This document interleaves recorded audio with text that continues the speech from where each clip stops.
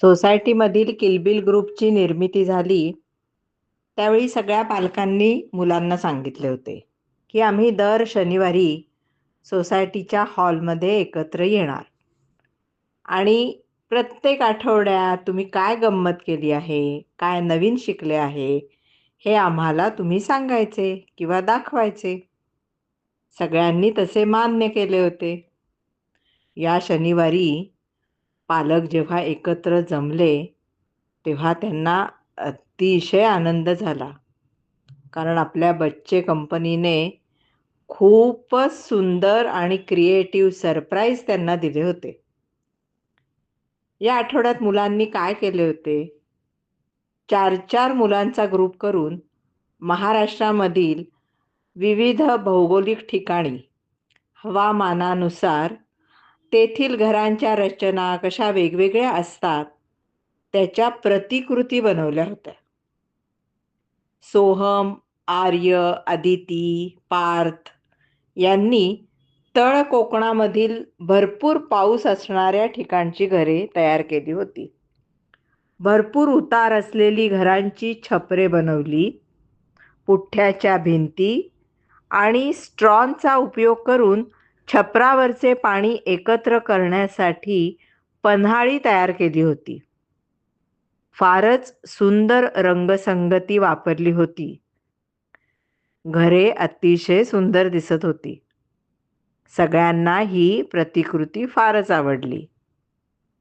मानस, अर्चना, अर्णव, पृथा यांनी विदर्भामधील कडक उन्हाळा असलेल्या ठिकाणची घरे कशी असतात याची प्रतिकृती करताना मोठे प्रशस्त घर, त्याच्या दाराला खिडक्यांना वाळ्याचे पडदे, घरावरची कौलारू रचना अतिशय सुंदर बारकाईने दाखवलेले होते.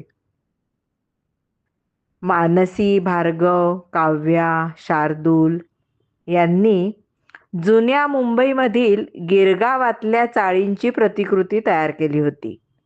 2 मजली चाळी, चाळींच्या पुढील वरांडे, फार सुंदर बारकाव्यांसह चाळींची रचना करताना वरचे पन्हाळी असलेले पत्रे आणि त्यावर धूर जाण्यासाठी काढलेल्या चिमण्या सुद्धा दाखवलेल्या होत्या.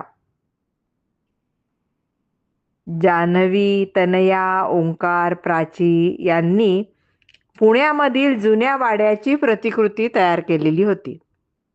वाड्यामधील मधला चौसोपी चौक, त्यामधील पार बांधलेला एखादा वृक्ष, चौकाच्या बाजूने बांधलेल्या एकसारख्या खोल्या, वर जाणारे लाकडी जिने, त्यावरील वरचा मजला, कौलारू छप्पर, खूपच सुंदर.